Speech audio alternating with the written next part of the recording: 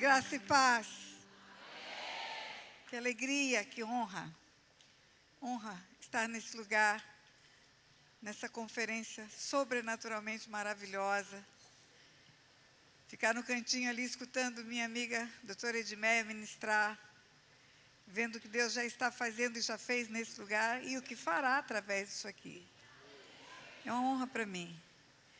Eu falo que não tenho agenda, eu tenho uma missão. E Deus faz a agenda para cumprir a missão. E louvado seja o Senhor que escolheu fazer essa agenda para mim hoje. Estou muito feliz por isso. Muito feliz, viu? Eu quero fazer uma oração. Pai, obrigada pelo privilégio de ministrar ao teu povo que se reúne neste dia, neste lugar. O Senhor poderia fazer tudo através da tua voz só, com anjos ecoando nos céus. Mas o Senhor escolhe, Pai, usar pessoas. E o Senhor escolheu que hoje eu fizesse parte da equipe que está aqui ministrando ao teu povo. Usa-me, Pai, para o louvor da tua glória. Em nome de Jesus. Amém. Amém e amém. Eu vou me sentar também. Isso. Obrigada. Obrigada. Está ótimo.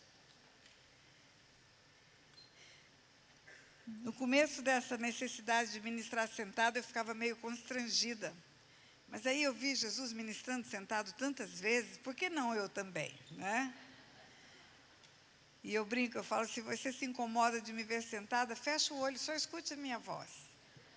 Você vai ouvir a voz do Pai e não vai se incomodar com a velhinha sentada que eu estou aqui.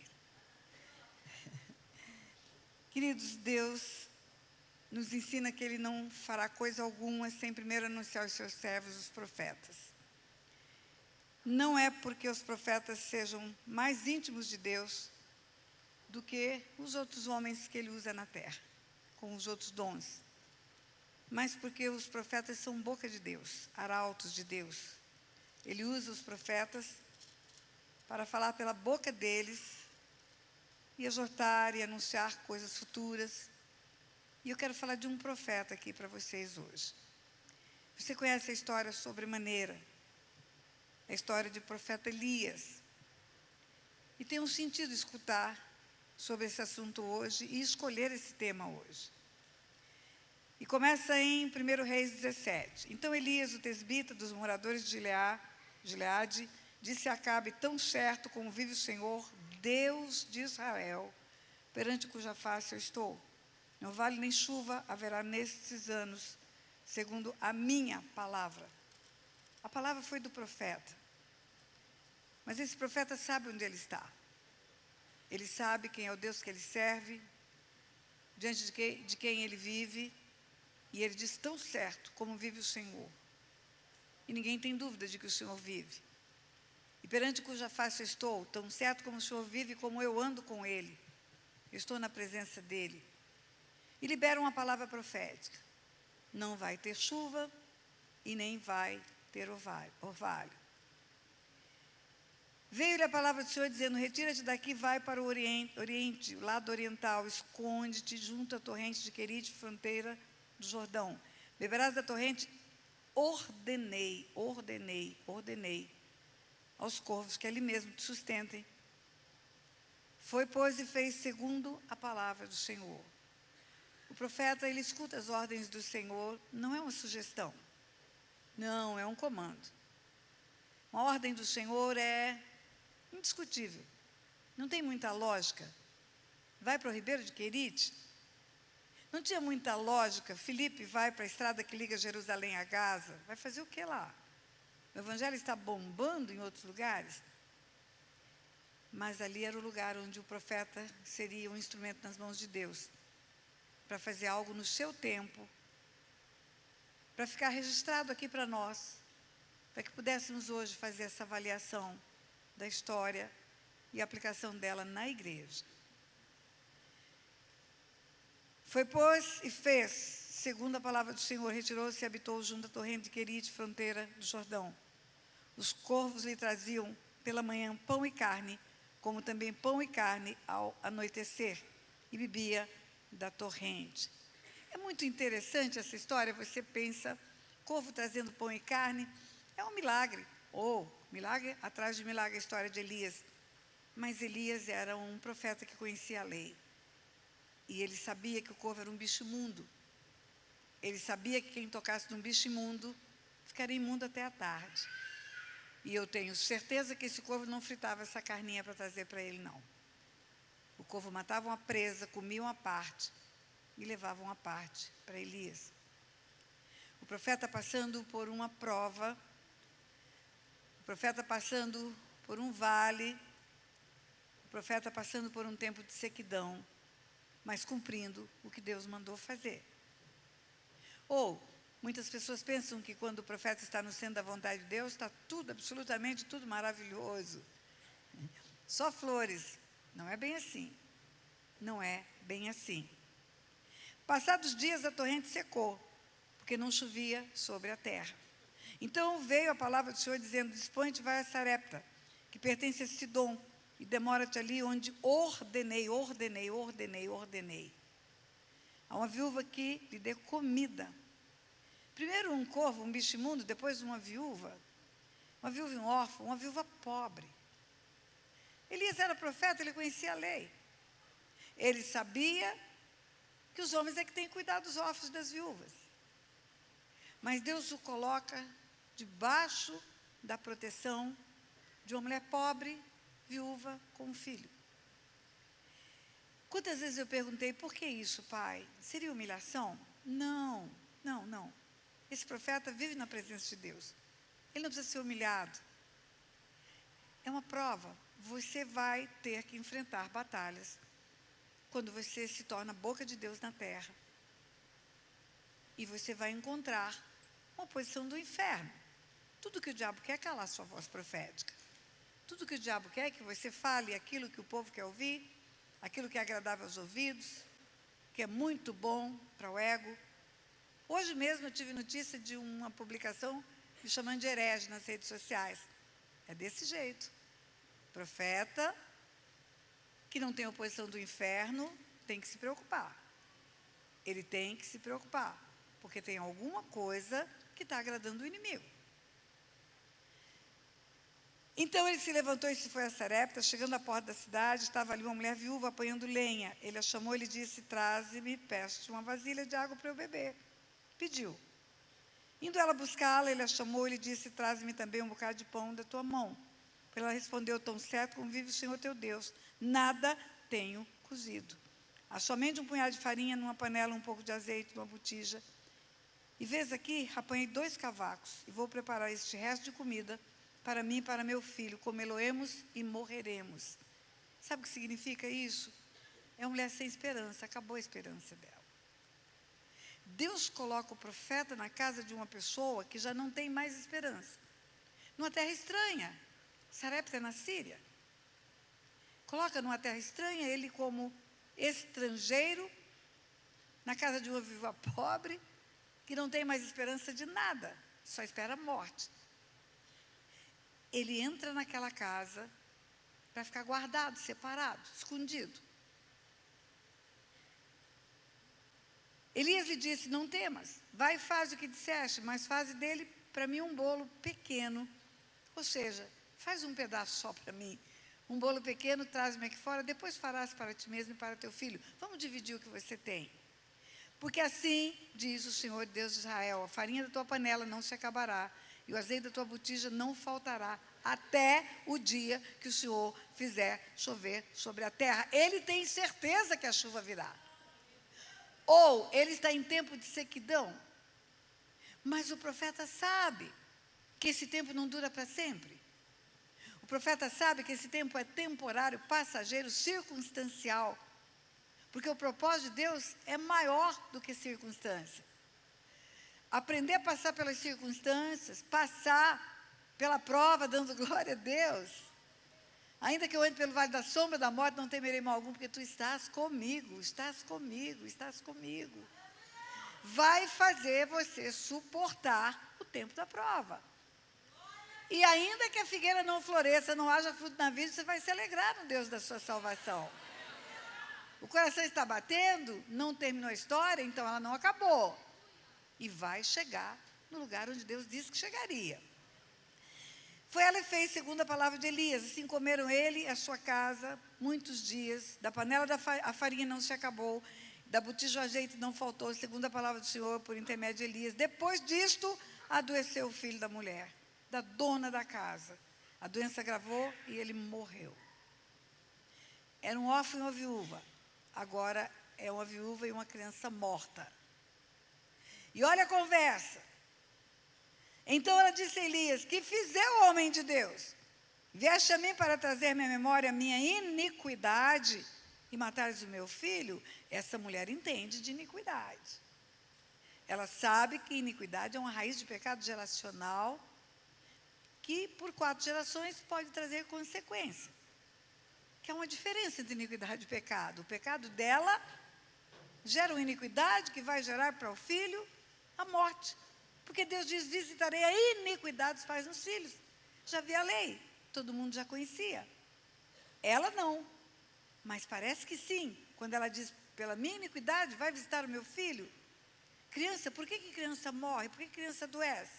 Por que acontece essas coisas? Porque tem uma raiz geracional de pecado. Porque tem herança espiritual. Porque está escrito na palavra de Deus: visitarei a iniquidade dos pais nos filhos, dos pais nos filhos, dos pais nos filhos.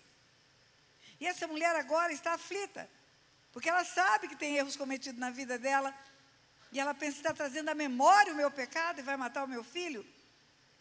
Aí Elias disse: dá-me teu filho. Tomou-o dos braços dela, levou para cima no quarto, onde ele mesmo se hospedava, e deitou em sua cama. Ela hospedava o profeta. E o profeta está aflito.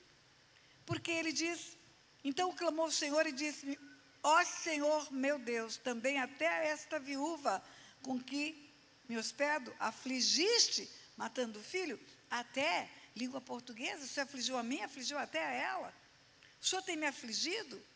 E o Senhor está afligindo agora a pessoa que me recebe, que me hospeda? Levando o filho dessa mulher, que é a única coisa que ela tem na vida. Quando Elias fala isso, ele exterioriza o que era que estava vivendo no coração dele naquela hora. Ele não duvida de Deus, mas ele está dizendo: o Senhor está afligindo também as pessoas à minha volta.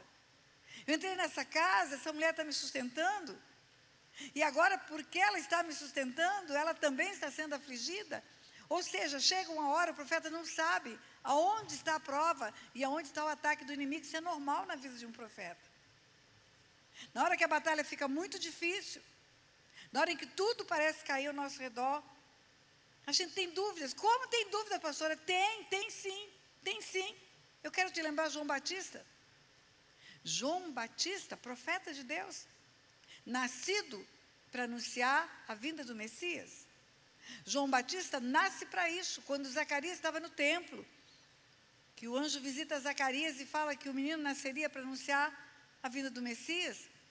Zacarias é tomado em profecia a hora que o menino nasce, e fala para o menino no berço. Zacarias falando para João Batista: e tu, menino, serás profeta do Altíssimo, vais anunciar a vinda do sol nascente das alturas, aquele que vem para iluminar os que jazem em trevas, os que jazem no vale da sombra da morte.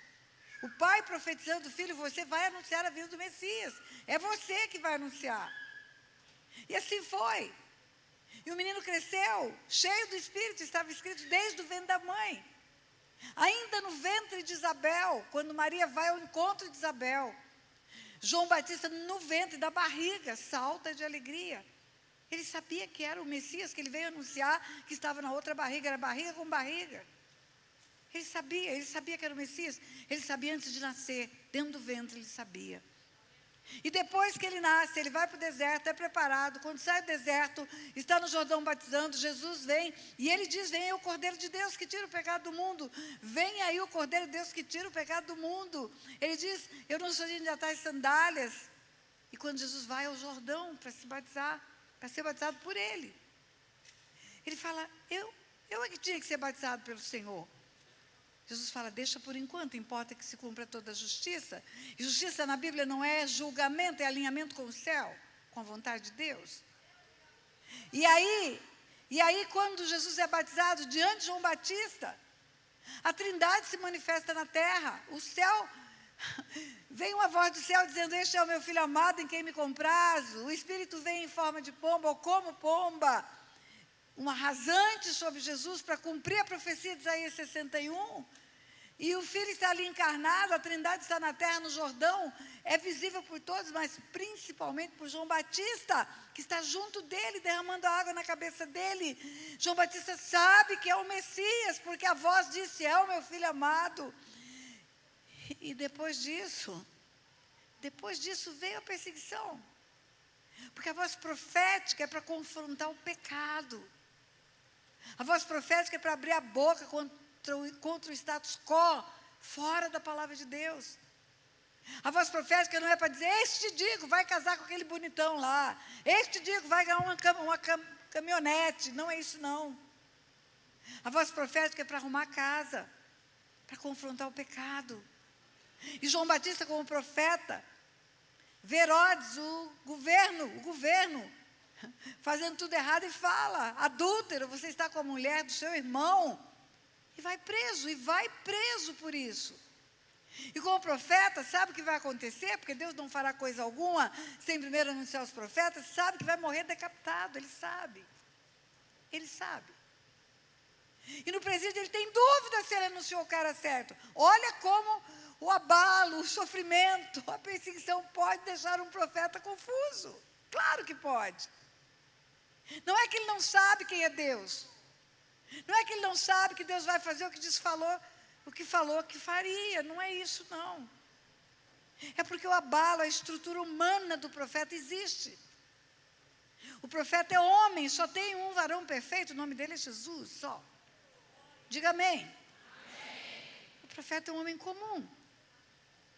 Quando o profeta Samuel chega na casa de Jessé com um chifre cheio de azeite, para derramar na cabeça de um rei, porque Deus escolheu um dos filhos de Jessé para reinar sobre Israel. Quando entra o filho mais velho, bonito, alto, forte, primogênito, quase que o profeta derrama o azeite na cabeça errada. Se engana, é homem. João Batista está preso. E se indaga: será que eu não sei a pessoa certa? Será que é ele mesmo, o Cordeiro de Deus, que tira o pecado do mundo? Claro que é. Viu o céu aberto dizendo: esse é o meu filho amado. Ele tem tanta dúvida que ele manda mensageiros a Jesus. Vão lá, pergunte: és tu que havias de vir ou havemos esperar outro? É você mesmo o Messias ou vai vir outro Messias? A Bíblia fala que na mesma hora, diante dos mensageiros, Jesus fez o que veio fazer. Expulsa demônios, cura enfermos, prega o evangelho. Vai e diz para João o que vocês viram e ouviram, porque ele vai saber que eu sou eu. Estou lhe falando disso para dizer que o profeta João, do qual Jesus fala: nasci de mulher, não tem ninguém maior do que ele, teve momentos de dúvida. Claro que o profeta pode ter. É humano.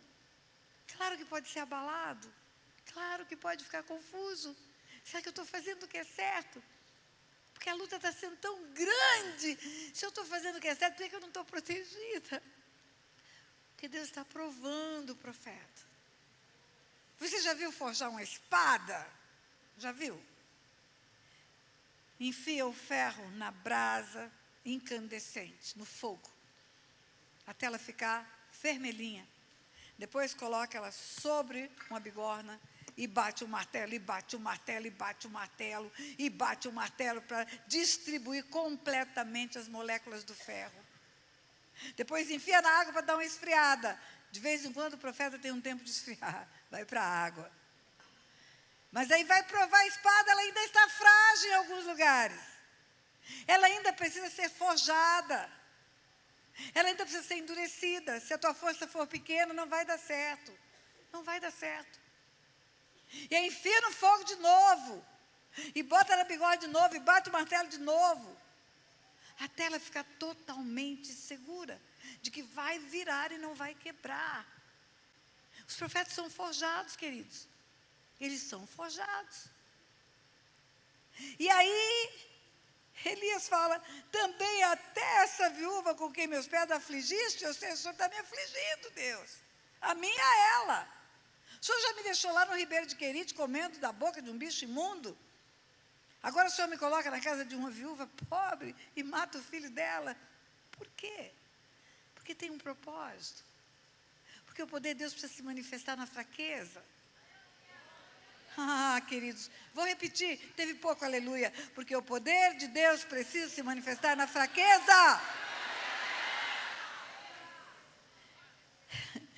E aí ele, estendendo 3 vezes sobre o menino, chamou o Senhor e disse: Senhor meu Deus, Senhor meu Deus, Senhor meu Deus, rogo-te que faças a alma desse menino tornar a entrar nele. Gente, tem pedido mais difícil do que esse.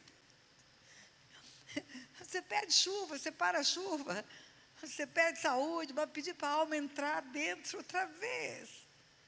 Oh, que pedido difícil esse. Mas o Senhor atendeu a voz de Elias. A alma do menino tornou a entrar nele e reviveu. Queridos, muitas pessoas estão caminhando como vivos, mas não estão. Estão mortas ao nosso redor. Muitas pessoas estão vivendo como zumbis ao nosso redor. O dia de hoje, finados, é uma prova disso. Você vai ver 300 pessoas à sua volta, cultuando mortos. Cultuando mortos que não ressuscitaram e que não vão ressuscitar até a volta de Jesus. Vivendo como zumbis na terra. Muita gente precisa que a alma entre. Mas a alma só vai ser vivificada quando o Espírito de Deus entrar e trouxer o fôlego de vida para as pessoas. Muito bem, capítulo 18. Muito tempo depois veio a palavra do Senhor a Elias, no 3º ano, 3 anos, diga 3 anos. De sequidão, diga 3 anos de sequidão. Ah, queridos, tem gente que 30 dias já está entregando os pontos. 30 dias não aguento mais, estou desistindo desse negócio. 3 anos, 3 anos, 3 anos, 3 anos. 3 anos, mais de 1000 dias. Mais de 1000 dias, dependendo de Deus, cada manhã. Vai multiplicar o azeite hoje ou não vai? A farinha vai ter para nós todos hoje ou não vai? Dependência de Deus. Enquanto você está nesse mundo, querido, não tenha dúvida do que eu vou te dizer. Tudo, tudo, tudo te põe à prova, tudo. A abundância, a fartura, a doença, a saúde, tudo te põe à prova. Eu estou fazendo uma meditação devocional no livro de Billy Graham, e ele mostra nesse livro os grandes pregadores da terra, que foram enfermos e ficaram enfermos por todas as suas vidas, mas que nunca deixaram de cumprir o precioso chamado. Nunca. Se Deus te chama para falar de cura, ainda que teu filho esteja doente em cima de uma cama, continue falando de cura. Se o teu Deus te chama para falar de restauração de família, ainda que teu filho resolva divorciar, continue falando de restauração de família. Não mude o teu discurso pelas circunstâncias. Não mude, não se adapte, não se conforme com esse mundo. Sabe o que é conforme o mundo? É a forma do mundo. Bolo quadrado, forma quadrada. Bolo redondo, forma redonda. Você é chamado para mudar o mundo. Você não é do mundo, você é sal e luz. É chamado para salgar com sal tão grosso, que a mosca varejeira não assenta. Uma luz tão grande, tão grande, tão grande, que as trevas sejam dissipadas. É esse o chamado. É por isso que estamos aqui. No começo Jesus fala que Ele é a luz do mundo, mas Ele também fala para os discípulos: vós sois a luz do mundo. Vós sois. Muito tempo depois veio a palavra do Senhor Elias, no 3º ano, dizendo: vai, apresenta-te a Acabe, darei chuva sobre a terra. Escute bem, quem me conhece sabe que meu ministério é cura e libertação. 40 anos fazendo isso.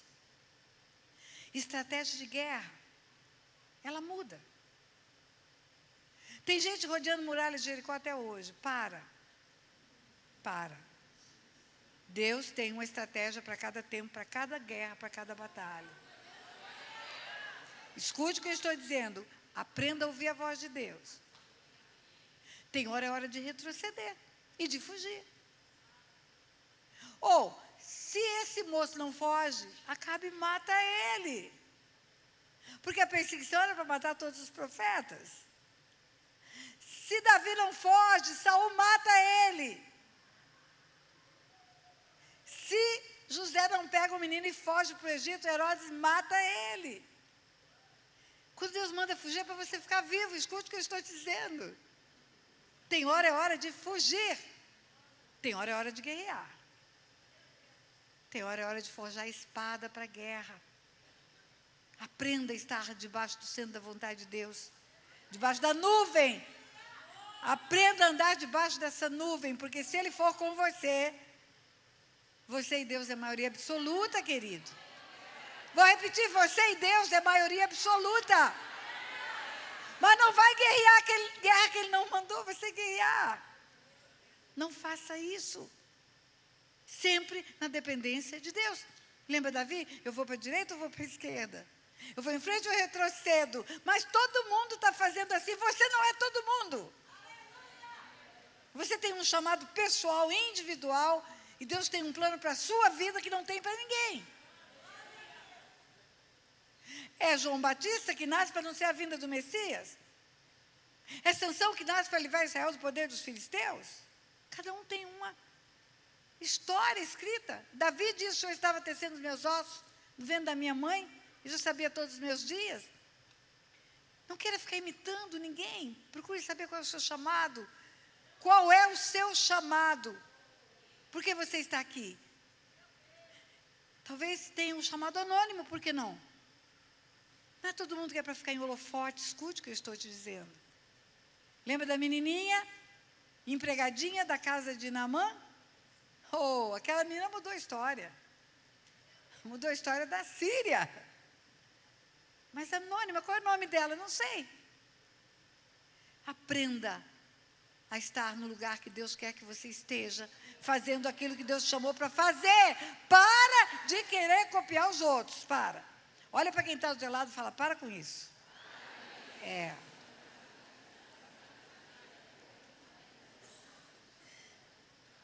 Muito bem, eu vou contar o resto da história. Ele se apresenta e ele desafia a guerra. Chegou a hora da guerra. E eu quero te falar da guerra. Ele é chamado de perturbador de Israel pelo rei, porque secou tudo, os ribeiros secaram, a palavra de Elias foi confirmada no céu, porque ele é profeta, porque ele vive na presença de Deus, e quando o profeta está alinhado com o céu, a palavra profética se cumpre. Por isso, Deus não fará coisa alguma sem primeiro anunciar aos seus servos, os profetas. Aprenda a ouvir os profetas, aprenda a discernir as profecias. A Bíblia é um livro de profecia, todinha, todinha, todinha. Eu amo a Bíblia, eu amo o texto da Bíblia, que eu não canso de pregar sobre eles. Eu gosto de Isaías, que é o profeta que mais profetiza na Bíblia. Isaías 41, ele fala para os ídolos, Deus confrontando os ídolos, Deus fala para os ídolos: eu quero ver se vocês são alguma coisa. Eu quero ver se vocês ídolos são alguma coisa. Me conte o que vocês anunciaram que aconteceu, para saber se vocês são deuses. Ou me fala coisas futuras, para saber se vai acontecer. Aí eu vou saber que vocês são deuses. E em seguida, depois de confrontar os ídolos que não sabem nada, porque não profetizam, ele fala da profecia da vinda do Messias. Da primeira e da segunda. Num texto só de Isaías 42, ele fala da primeira vinda e da segunda vinda, e fala da igreja hoje, tudo num texto profético. As profecias nos ensinam tudo na Bíblia, tudo. Porque Apocalipse está escrito? Porque é a profecia do tempo do fim. Porque a Bíblia inteira é o anúncio de coisas que vão suceder. Por isso a voz profética é tão importante. Porque se não houver um olho para a voz profética na Bíblia, você vai se perder na circunstância. Aí está acontecendo alguma coisa do outro lado do mundo, você vai ficar preocupado: ai meu Deus, mas está escrito, está profetizado, é parte da história. O começo, o meio e o fim está tudo aqui. E o fim você sabe qual é? Sabe, é Jesus voltando em glória, arrebatando a igreja, governando com a igreja. Então descanse, porque tudo vai acontecer como está profetizado. E aí ele é chamado de perturbador de Israel, e ele diz: eu não tenho perturbado Israel, mas tu e a casa do teu pai. E aí ele toma uma palavra de autoridade. Agora, pois, manda. Ele está falando para o rei mandar, e ele está mandando o rei mandar. mande ajuntar a mim todo Israel no Monte Carmelo, como também os 400 profetas de Baal, e os 450 de Baal, e os 400 profetas do poste-ídolo que come na mesa de Jezabel. Porque foi que Elias comprou essa briga da parte de Deus. Porque o rei de Israel, Acabe, perverteu-se, deixou os caminhos do Senhor, casou-se com uma mulher chamada Jezabel, adoradora de Satanás, profeta de Baal, Baal é Satanás, adoradora de Satanás, construiu templos para os demônios daquela mulher, tirando o povo do lugar certo.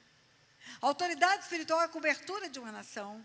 A autoridade espiritual é a cobertura de uma nação. Isso aqui é uma cobertura, é um telhado. Se esse telhado estiver furado, vai entrar água aqui dentro. Se esse telhado estiver furado e jogar em terra lá em cima, vai cair aqui dentro. A cobertura de uma nação em trevas, toda a nação tem o respaldo e o rescaldo para Satanás trabalhar e destruir famílias, cidades. Por isso que a Bíblia fala que você tem que orar pela paz da cidade onde você está, porque na paz da cidade está a tua paz. Você tem que orar pelos líderes, pelos governantes, para que eles se convertam e temam ao Senhor. Não critique, não fique apontando o dedo, não fique fazendo mimimi em WhatsApp, piadinha. Ore, para que haja uma conversão da liderança da nação. Ore para que homens e mulheres de Deus de governo, de posição estratégica, tenham temor de Deus e possam fazer leis justas, aplicar a justiça na terra com o temor da justiça de Deus. E aí o profeta desafia que os profetas do diabo venham no embate com ele. E o embate você conhece, essa história é por demais conhecida. Manda levantar um altar. Vamos ver como foi. Então enviou Acabe mensageiros a todos os filhos de Israel e ajuntou os profetas no Monte Carmelo. Obedeceu. Então Elias chegou a todo o povo e disse: até quando cocheareis entre dois pensamentos? Se o Senhor é Deus, seguiu. Se é Baal, seguiu. Até quando cochearei entre duas histórias? Até quando vocês vão ficar divididos? Entre o que vocês acham que é apenas cultura, entre aquilo que vocês acham que é apenas modernidade, e que na verdade é paganismo, é ocultismo, tirando a pureza daquilo que Deus tem para a terra, para o mundo. Ah, pastora, não é bem assim, a senhora é muito radical. Sou, sabe por quê? Porque o Deus que eu sirvo é tão radical que matou o filho dele por mim. Como não ser radical com a palavra pura de Deus? Sem mistura, sem nada, limpa. Ela por si só é viva e eficaz, mais cortante que a espada das gumes. Eu não preciso de mais nada. Eu não preciso ajudar a palavra de Deus. A palavra de Deus é um leão. Eu abro a jaula e solto o leão, e o leão faz o estrago que ele tem que fazer. Eu não preciso fazer mais nada. Então, Elias chegou a todo o povo e disse: até quando cochearei entre dois pensamentos? Se o Senhor é Deus, seguiu. Se é Baal, seguiu. Porém o povo nada lhe respondeu. Então Elias disse ao povo: só eu fiquei dos profetas do Senhor. Os profetas de Baal são 450 homens. Deixe-nos, pois, 2 novilhos, escolham eles para si um dos novilhos. E dividindo em pedaços, ponha sobre a lenha. Repartiram o novilho. Um novilho para um novilho para outro. Eu vou fazer o meu altar aqui, você vai fazer o seu altar aí. E o Deus que responder por fogo, esse é Deus de verdade. O Deus que mandar fogo do céu para consumir o holocausto, é Deus de verdade. Então invocai o nome do vosso Deus, eu invocarei o nome do Senhor, e há de ser o Deus que responder por fogo, esse aqui é Deus. Então todo o povo respondeu e disse: boa essa palavra. Disse Elias aos profetas de Baal: escolhei para vós outros um dos novilhos, preparai primeiro, porque sois muitos. Ele era só ele. A Bíblia fala em Deuteronômio 20, quando saíres a peleja, vires carro, carruagem, povo, em maior número do que tu, não temas, porque o Senhor teu Deus é contigo. Se você sabe que está fazendo aquilo que Deus mandou, que está no centro da vontade de Deus, vai em frente, não tem principado, não tem potestade, não tem dominador desse mundo tenebroso, que possa impedir o que Deus tem para você fazer. Tomaram novilho, os profetas de Baal fizeram todo o seu ritual, clamaram, gritaram, cortaram o corpo, etc. e tal. Não aconteceu nada, nada, nada. Sabe por quê? Porque Baal não pode mandar fogo do céu. Baal não tem nada no céu. Baal foi expulso do céu. Um anjo que foi formado pelo louvor da glória de Deus, um querubim ungido, que estava tão próximo de Deus, que tinha luz, que refletia de Deus nele, e que nós chamamos de Lúcifer, porque Lúcifer significa portador da luz. Ele achava que tinha luz própria. Só tem um que tem luz própria. Só. Ensoberbeceu-se e foi expulso do céu. Ele quis ser semelhante a Deus, porque ele via Deus em luz, e ele viu luz nele, e ele disse: eu tenho luz, eu sou igual àquele que emana a luz dele. Não, não é. Uma criatura, outra criador. O livro não pode ser o autor. O quadro não pode ser o pintor. É criação e criador. E a soberba, o orgulho, a vaidade, sabe o que faz conosco? Arruma-nos um adversário imbatível, que é o próprio Deus. É Deus que resiste ao soberbo. É Deus que se levanta contra o orgulhoso. Não é o diabo. O diabo você manda sair em nome de Jesus. E Deus, você vai mandar sair em nome de quem? Não há oposição que possa derrubar Deus da sua vida se você não se enquadrar, reconhecendo quem você é e quem Ele é. Por isso Ele diz: não se glorie o rico na sua riqueza, tem rico se gloriando nos seus milhões. Estou no Forbes, pastora. Eu sei. Pastor, eu tenho a maior casa de Alphaville, eu sei. Pastor, eu tenho 2 aviões, eu sei. Pastora, eu tenho uma força política sobrenatural. Eu movo um dedo, eu consigo mover os tribunais, eu sei. Pastora, eu tenho uma sabedoria. A senhora não tem ideia o que eu já sei, o que eu já estudei, mestrado, doutorado. Estou fazendo teses para o mundo inteiro. Eu sei. Não se glorie o rico na sua riqueza. Não se glorie o sábio na sua sabedoria. Não se glorie o forte na sua força. Mas o que se gloriar, glorie-se em me conhecer, diz Deus. E saber que eu faço misericórdia, justiça e juízo na terra. E disso me agrado, diz o Senhor. Misericórdia, justiça e juízo. E disso me agrada, diz o Senhor. Misericórdia, justiça e juízo, disso me agrada, diz o Senhor. Não é só misericórdia, que é maravilhosa, que é a causa de não sermos consumidos. Mas Ele é justo o tempo todo. Ele não toma o culpado por inocente. Há um Supremo Tribunal no universo, onde Ele é o justo juiz e o legislador. O Filho é advogado, o Espírito Santo é fiel testemunha, e lá não há julgamento que não seja perfeito. Ele não toma o culpado por inocente, não se corrompe com riqueza de ninguém, não acredita em conversa fiada. O temor de Deus é o princípio de tudo, queridos. Você sabe por que os anjos ficam falando uns para os outros no céu? A visão de Isaías, capítulo 6. Eu vi na hora da morte do rei Uzias, no ano da morte do rei Uzias, eu vi o Senhor no alto sublime trono. E ele viu os anjos falando uns para os outros: Santo, Santo, Santo é o Senhor dos exércitos, a terra está cheia de sua glória. Santo, Santo, Santo é o Senhor dos exércitos, a terra está cheia de sua glória. Santo, Santo, Santo é o Senhor dos exércitos. Anjo falando para anjo, eles não falaram para Isaías. Anjo com anjo. Por que você acha que anjo fala para anjo? Santo, Santo, Santo é o Senhor dos exércitos, a terra está cheia de sua glória. Porque eles foram testemunhas de um ungido querubim ser expulso do céu, porque esqueceu-se da santidade de Deus, perdeu o temor de Deus. A unção não imuniza a queda. Olha para quem está do teu lado, fala: a unção não imuniza a queda. Fala, o que sustenta o ungido da presença de Deus é o temor de Deus. É saber quem Ele é. Que Ele é justo, que Ele é santo, que Ele é íntegro. E que sem santidade não dá para ficar lá. E aí, queridos, Elias vai e desafia os profetas. Fazem a oferenda. Não vem fogo do céu, porque não é do céu. Ele já não está mais no céu. Ele foi expulso do céu. O ungido foi expulso do céu. Inaugurou o império das trevas. Tornou-se, está escrito em Apocalipse 12, foi expulso o grande dragão, a antiga serpente, chama diabo, Satanás. No céu não se achou mais lugar para ele.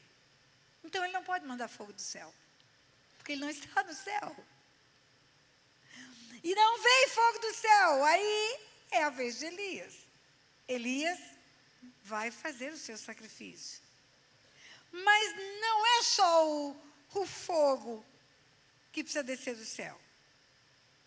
O fogo descer do céu em tempo de seca queima tudo. Vocês viram São Paulo queimando? Todo o interior queimando, porque está tudo seco. Você viu o fogo que houve há pouco tempo atrás? É uma pica de cigarro. É uma ponteirinha de cigarro. É o sol num raio de uma garrafa, saindo faísca, queimando tudo. É fácil tocar fogo quando está tudo seco. É muito fácil, uma faísca. Agora, difícil é tocar fogo quando está tudo molhado. Água em tempo de seca. Fala comigo, água em tempo de seca. Ai, Elias. Elias manda buscar água. Não tem água para nada em Israel. Nada, nada, nada, nada. Não tem água para nada. Secaram-se os ribeiros. Não tem orvalho, não tem nada. Elias faz um altar, levanta o altar que estava caído. Olha, escute o que eu vou te dizer. A primeira resposta que Deus vai dar para a igreja neste tempo do fim é vir para o altar que é levantado. A adoração.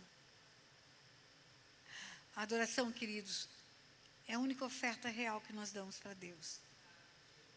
Quando entregamos nossa vida, nós estamos só devolvendo. Ele é o doador da vida, a vida é dom de Deus. Quando entregamos os filhos, nós estamos só devolvendo. Homem não faz filhos, homem recebe filhos da parte de Deus. Quando trazemos dízimos e ofertas no altar, nós estamos fazendo igual criança, que pega o dinheiro do papai e compra o presente para o papai. E não tem um centavo que chega na nossa mão que ele não deu primeiro. A força de trabalho, a capacidade intelectual, tudo vem dele. Na verdade, estamos devolvendo parte do que ele nos deu. Agora, quando adoramos o Senhor, aí sim nós estamos dando uma oferta real para ele. Por isso ele procura adoradores. Ele procura quem o adora em espírito e em verdade. Levantar o tabernáculo caído de Davi é levantar o tabernáculo de oração. O altar da adoração levantado, sabe o que significa? Nada de estrelas. Nada de pessoas que são cantores, mas tem que ser adoradores. Adoradores. Davi não tinha nada, não tinha nenhum aparato de som, não tinha nada. Só tinha um coração de adorador. Instrumento rude, feito por ele mesmo. Mas quando ele começava a adorar, o Espírito de Deus vinha e o demônio de Saul afastava por causa do coração de Davi. Por isso ele é chamado homem segundo o coração de Deus. Davi adorava 7 vezes por dia. Primeiro tem que levantar o altar, restaurar o altar que estava em ruína. Chegai-vos a mim, disse Elias para todo o povo. Restaurou o altar do Senhor que estava em ruínas. Tomou 12 pedras, segundo o número das tribos dos filhos de Jacó. Essas 12 pedras, queridos, elas representam unidade. A chuva virá quando o altar for restaurado, altar da adoração. E virá quando a unidade for restaurada. Eu estou vendo unidade aqui nesse lugar. Se eu perguntar quantos de vocês são pentecostais, levanta a mão, eu quero saber. Quantos são tradicionais? Levanta a mão. Pode levantar. Quantos são neopentecostais?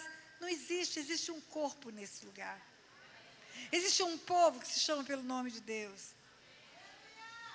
Eu sou tão tradicional, que minha tradição tem 2000 anos. É a igreja do Senhor. Não há divisão. Pastora, a senhora está pregando de calça comprida? Eu prego de burca, não tem problema. Se precisar lavar o pé da igreja, eu lavo. Qualquer coisa, eu quero é pregar a palavra, eu quero ministrar a palavra de Deus para o meu povo. Pastora, se eu chamar a senhora na minha igreja, a senhora vem, tira a joia, tiro tudo. Até a roupa para pregar no meio dos índios, se precisar. Tudo. Vai ser.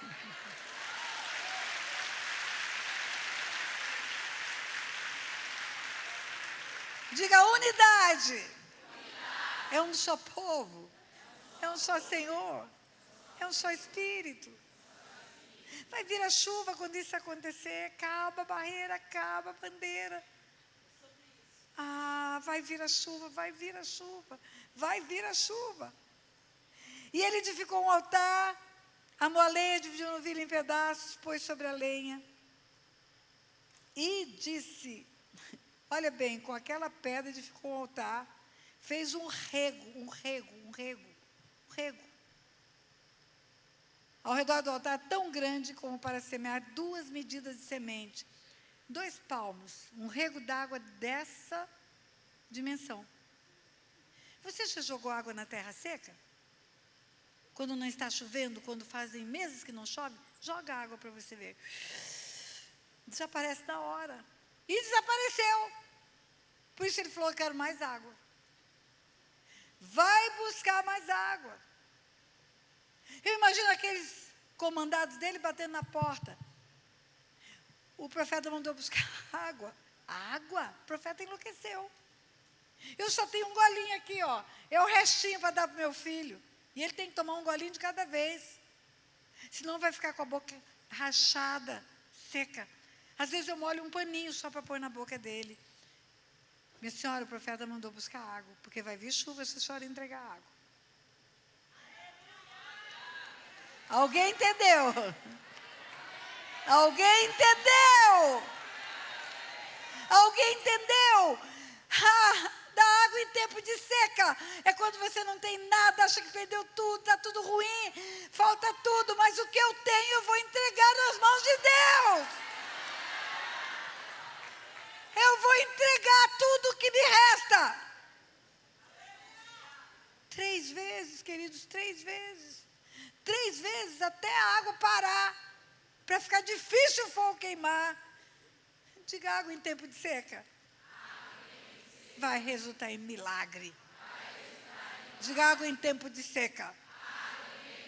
Vai atrair fogo do céu.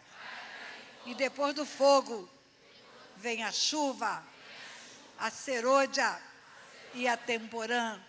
Diga, o Senhor virá. Igreja, água em tempo de seca. Não esqueça essa palavra. Não esqueça essa palavra.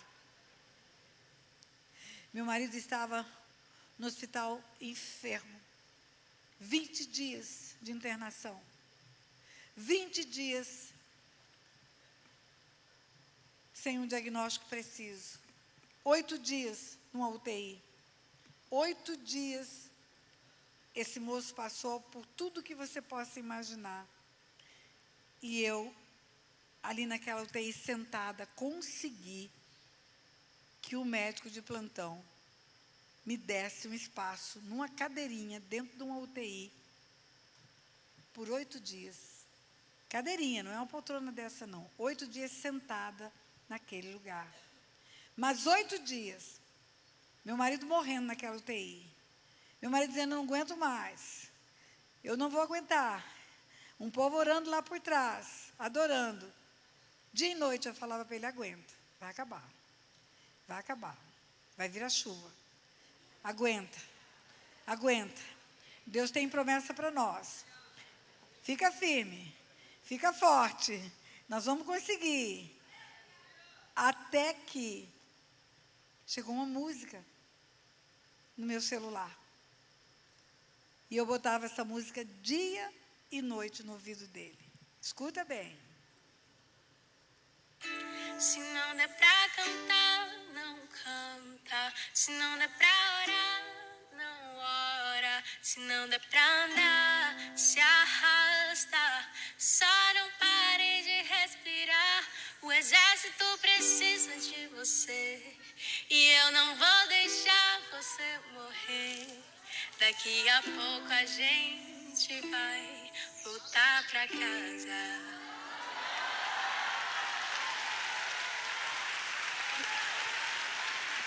E voltou! Fica em pé, meu lindão. Fica em pé para verem você. Voltou!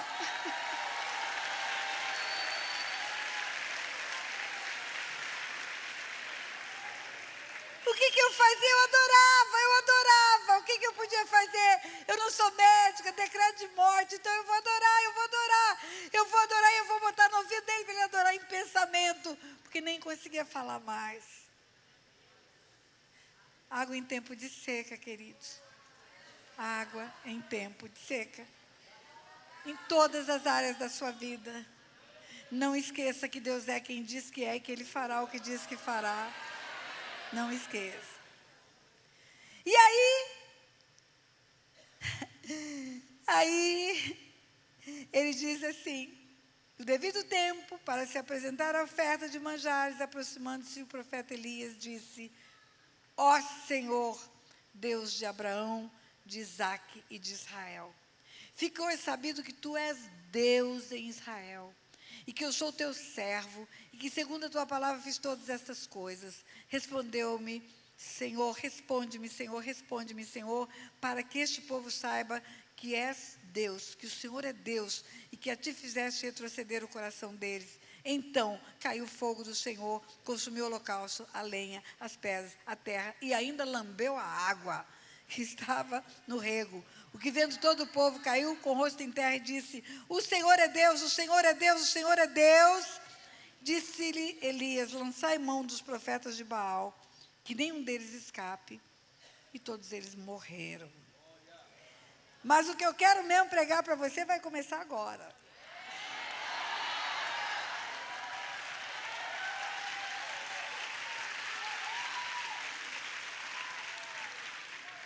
O Velho Testamento termina dizendo que antes que viesse o grande e terrível dia do Senhor, Ele enviaria o profeta Elias. Não é a reencarnação de Elias. Não é a reencarnação na Bíblia. É a unção profética de Elias. É uma igreja com unção profética que não se cala diante de um principado chamado Jezabel. Não se cala diante de uma voz que quer ver uma igreja fechada, omissa, que não aponta o pecado. É um tempo de levantar o altar da adoração. É um tempo de combater as trevas que estão ao nosso redor. Olha o mundo que você vive. Olha como estão as coisas. Se você ouvisse a metade do que escutamos nos nossos seminários de cura e libertação, é a radiografia da igreja. Pecados escondidos, não confessados. Lugares ocultos. Eu não preciso falar para você, lê os jornais.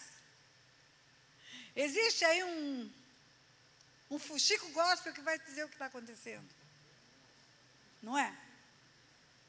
Isso está acontecendo no meio da igreja. É hora, queridos, de sermos puríssimos na palavra. É hora de sermos puríssimos no ministério profético. É hora de sermos puríssimos na santidade. É hora de sermos inegociáveis com qualquer complacência com o pecado. Nós não vamos deixar de amar o pecador, mas não vamos concordar com o pecado deles.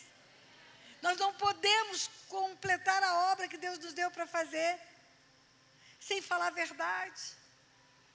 Quando você escuta Jesus falando da sua volta, Ele fala: e verão o Filho do Homem vir nas nuvens com poder e grande glória, e Ele recolherá os seus escolhidos. E quem são os escolhidos? Tem gente que prega heresia que o escolhido é o predestinado. Não é isso.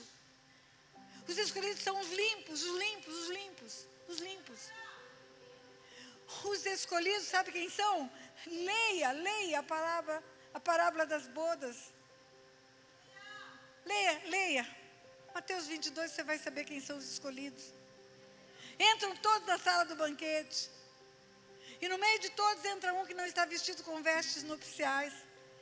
O que são vestes nupciais, pastora? Vestes brancas, sem mancha, sem mácula, sem ruga, limpa. E quando o rei entra, encontra aquele homem com veste suja, pornografia na internet, negócios escusos, usurpação de poder, abuso de autoridade, arbítrio, descaso, abandono de pessoas que estão estendendo a mão e pedindo ajuda. Passa o sacerdote, não acolhe o bom samaritano, não acolhe o caído. Passa o levita, não acolhe, passa o bom samaritano e acolhe. Jesus fala para Pedro, você me ama, Pedro, mais do que esses? Mais? Então apacenta o meu rebanho. Tem uma medida de amor maior. Não adianta você ser expert em cura e libertação. Eu sei que eu sou, mas não adianta. Carta aos Efésios é a maior carta de cura e libertação. Carta aos Efésios é um manual de guerra, capacete da salvação, coração da justiça, da verdade, escudo da fé.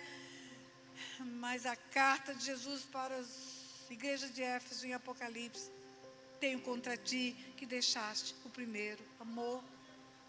Meu Deus. Pedro, você me ama mais do que esses? Cuida do meu rebanho. Cuida da minha igreja. Tem que entrar alguém aqui e ver aquilo que Pedro falou, que Jesus falou para os discípulos de João. Vai e fala o que vocês estão vendo. Demônios estão saindo, pessoas estão se convertendo, vidas estão sendo salvas. Então eu estou aqui.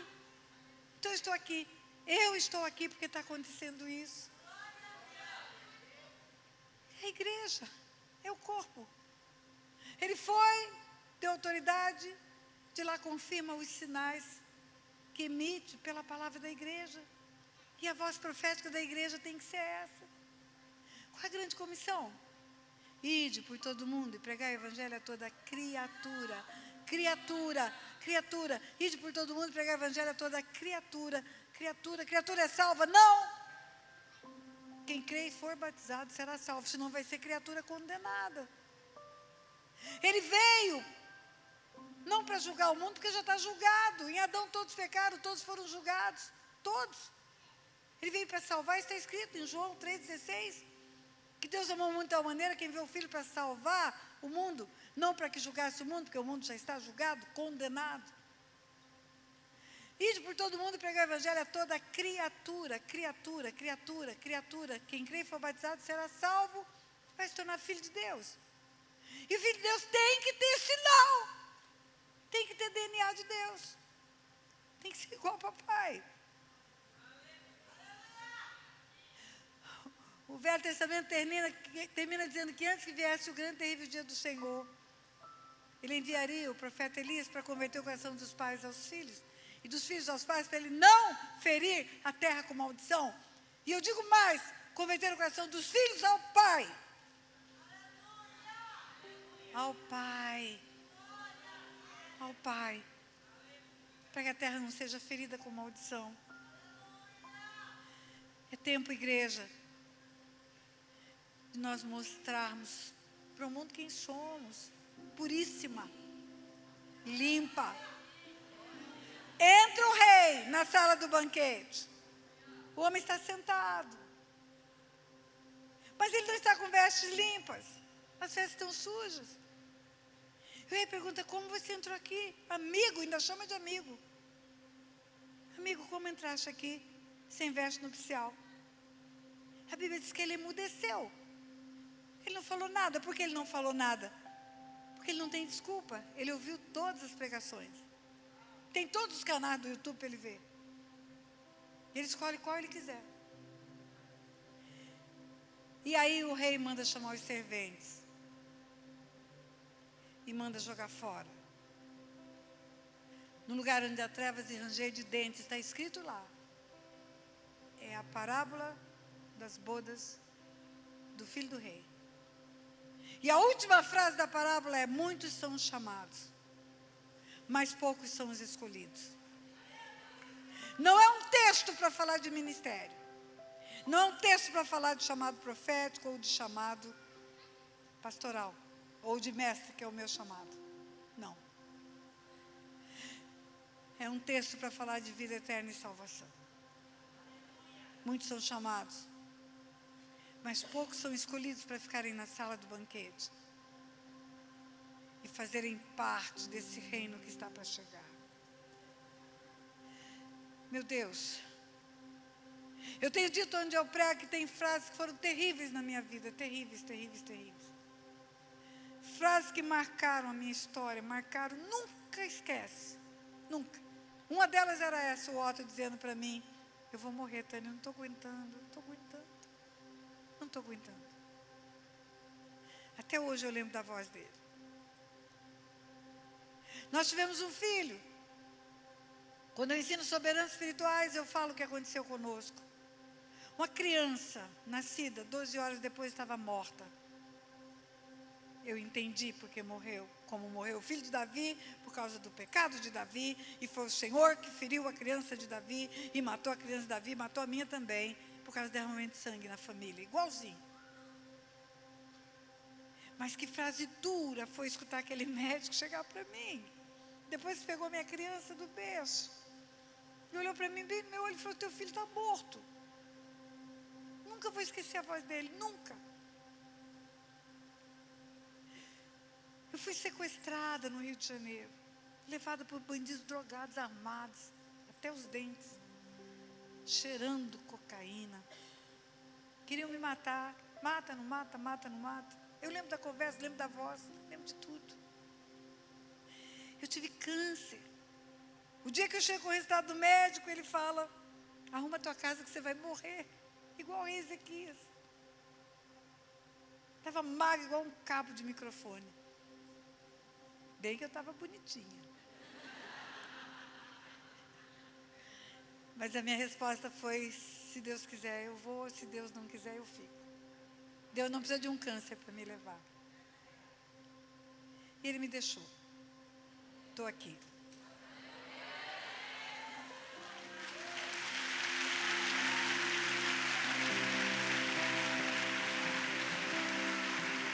Mas nenhuma dessas frases vai ser pior do que escutar Jesus no dia dessa volta dele, que eu sei que está às portas. Algumas pessoas que estão caminhando na igreja escutaram ele dizer: aparta-te de mim, vós que praticais a iniquidade, não vos conheço. Vai ter frase pior. Não vai ter frase pior. Então, queridos, a minha palavra é puríssima fé, puríssimo amor, puríssima vida, puríssimo compromisso com as coisas do Deus Todo-Poderoso. Ele é prioridade em tudo. Nada mais importa do que Ele na nossa vida. A busca primeiro do reino dos céus e a justiça dele vai trazer o resto. Vai acrescentar. Deus me deu essa palavra profética porque eu sei que tem muita gente passando por lutas nesse tempo. Muita gente. Abrindo mão dos compromissos com Deus. Deixando ministérios. Para com isso. Ainda que a figueira não floresça, não haja fruto na vide. Fica firme na posição que Deus te colocou. Não solte a mão de Jesus. Lembra que em toda e qualquer circunstância Ele está com você. Ele prometeu: estarei contigo todos os dias até a consumação dos séculos. Lembra que Ele disse: sem mim nada podeis fazer. Você vai largar Jesus para fazer o quê sem Ele? Nada. Está procurando sucesso? A forma de sucesso, Salmo 1. Pronto, escute o Senhor ali no caminho, faça o que Ele te manda fazer. Tudo o que você fizer prosperará. E será bem sucedido. Porque fora de Jesus não tem nada. Sabe por quê? Porque nele, por ele, por causa dele, tudo que foi feito se fez.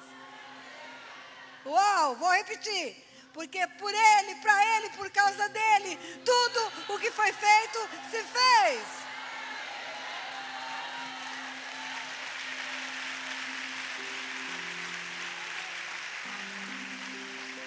Eu sou apaixonada por esse Deus. Quando eu penso o plano dele para a minha vida, de enviar o filho dele, o unigênito que ele tinha, virar homem, humilhar, se tornar figura humana, ter sangue, para se dar um contrato de vida comigo. Ele precisava de sangue para se dar um contrato, e ele não tem sangue, ele arrumou sangue para se dar um contrato. Olha isso, que amor é esse? Que amor é esse? E tudo mais não tem mais importância. Todo o resto perde significado. Tudo, absolutamente tudo. E eu vou terminar fazendo um desafio para você. Antes que venha o grande terrível dia do Senhor. E vai chegar. E vai chegar. E está à porta. Ele desafia que seja levantado esse tabernáculo. Eu quero que você se levante e adore o Senhor. 1 minuto aí, mais um pouquinho. Fale para lá. Adore o Senhor. Adore o Senhor. Adore o Senhor. Adore o Senhor. Adore o Senhor. Adore o Senhor. Adore o Senhor. Adore o Senhor.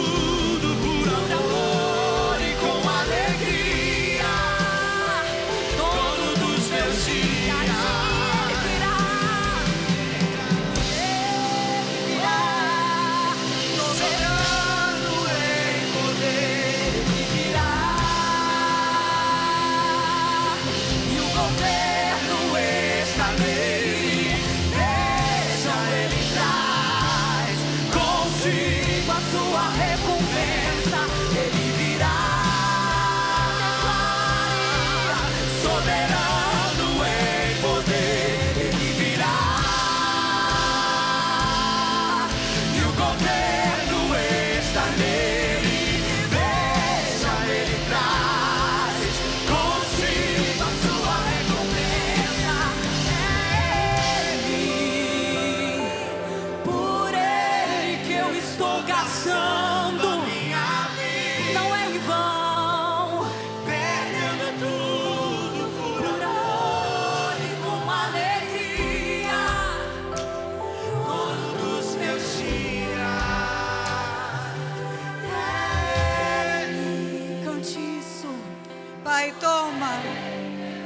Toma as nossas mãos, Pai.